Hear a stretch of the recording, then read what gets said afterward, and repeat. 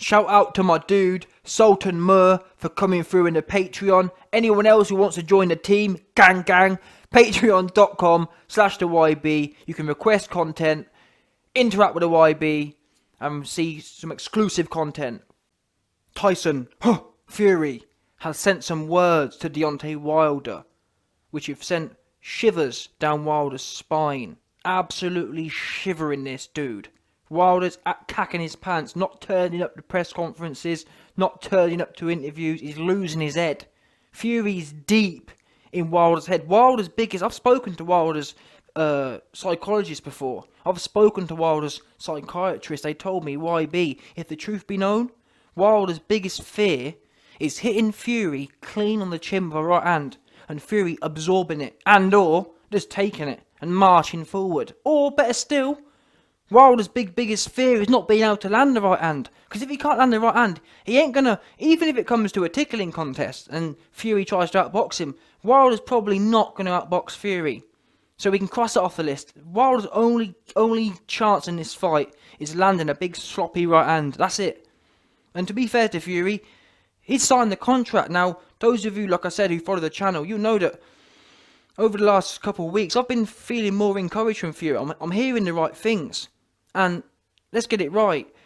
Historically speaking, I've been critical of Fury over the last few years. However, Fury was actually my first love in boxing. Back in 2011, 12, 13, when he was chasing around David Big Toe and bullying him and scaring, putting the life into David Big Toe. I remember that. That was one of my favourite episodes of all time.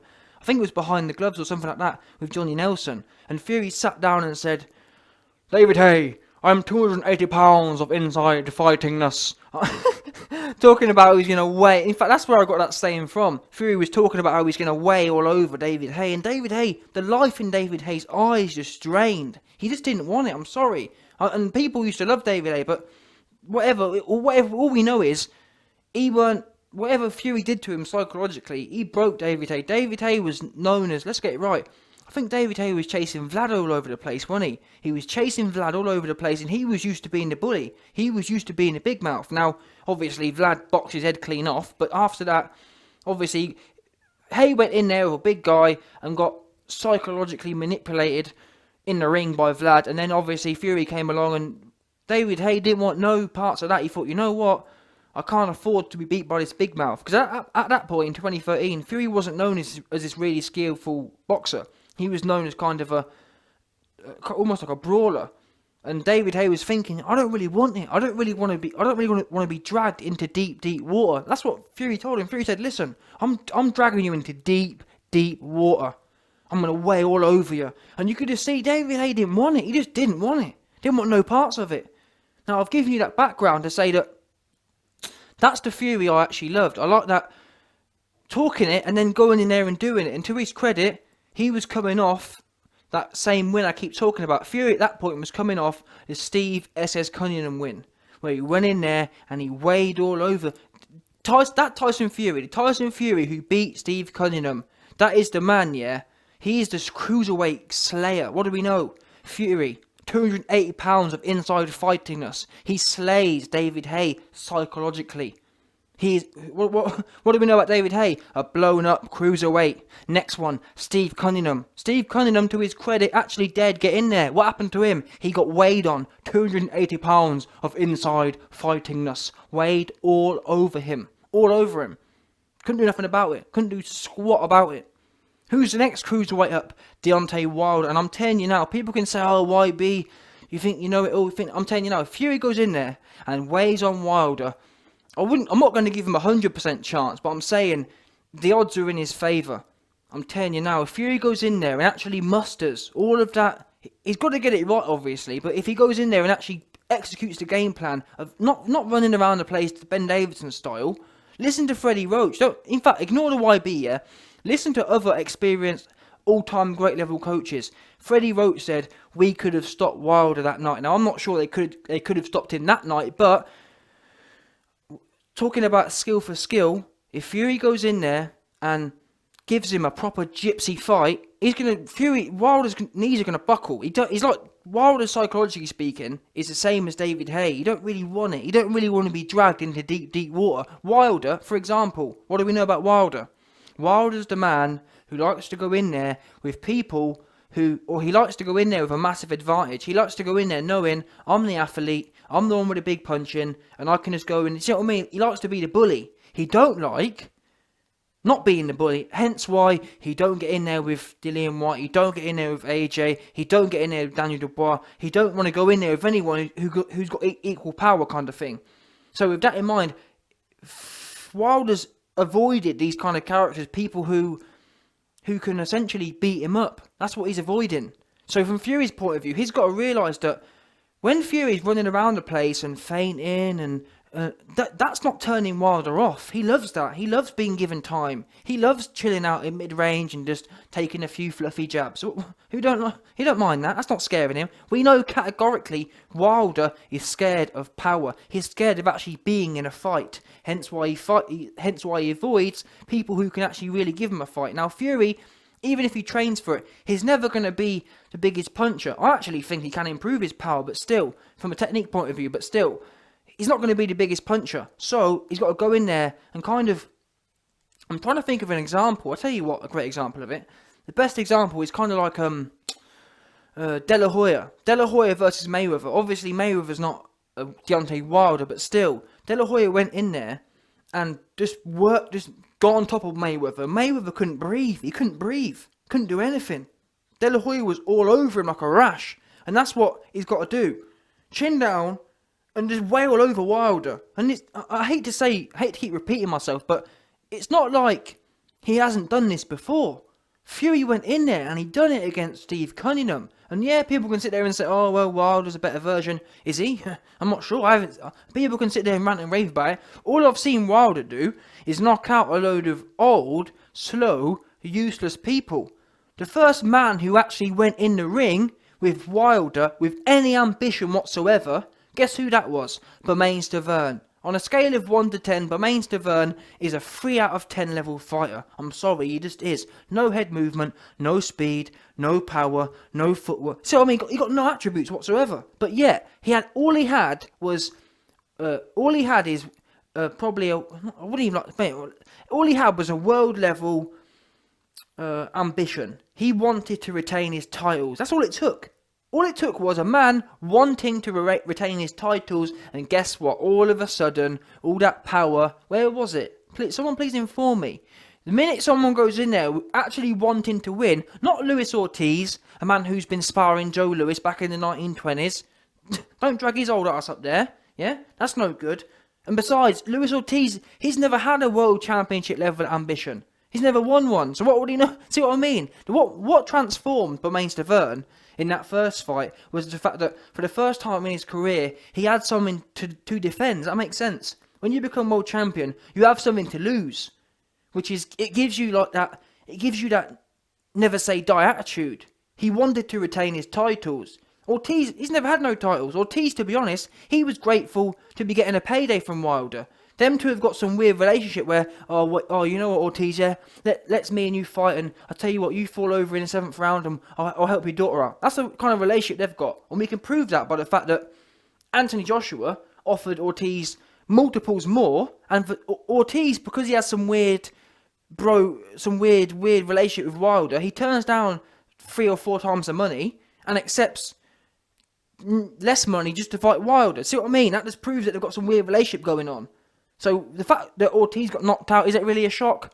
Ortiz stood there with his flat feet, with his chin in the air, smiling. Was it a shock he got knocked out? Not to me, it wasn't at all. But anyway, the fact of the matter is, Ortiz, no ambition. No, he didn't really come to win. He came just to be knocked out and beg for a third fight. That's what he came for. I will not be surprised. In fact, I've already called it. In fact, Wilder's already talked about it. Wilder vs Ortiz 3 will certainly happen. No doubt. 1,000,000%. In fact, I'm hearing that WBC are looking to mandate Wilder vs Ortiz for the next mandatory before Dillian White. That's what I'm hearing. Oh, man, well, because what we know about WBC mandatories is, to become WBC mandatory, you must be inactive for 2 years. Look at Bermain Stavern. Bermain Stavern did nothing he got beat by Wilder, then he did nothing for 2.5 years, and he got made mandatory. Dominic Brazil, what's he done?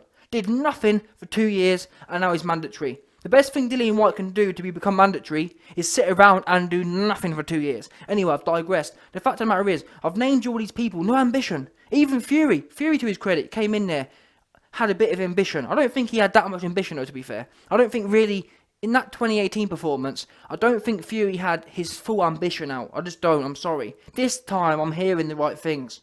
When you're in there with a cruiserweight, when you're in there with a man with skinny legs, you have to go in there with a different type of ambition. You can't go in there saying, oh, you know what, let me try and get 12 rounds. And you can't go in, you got to go in there with pure intent, pure devilish intentions, and wail all over him and bully him.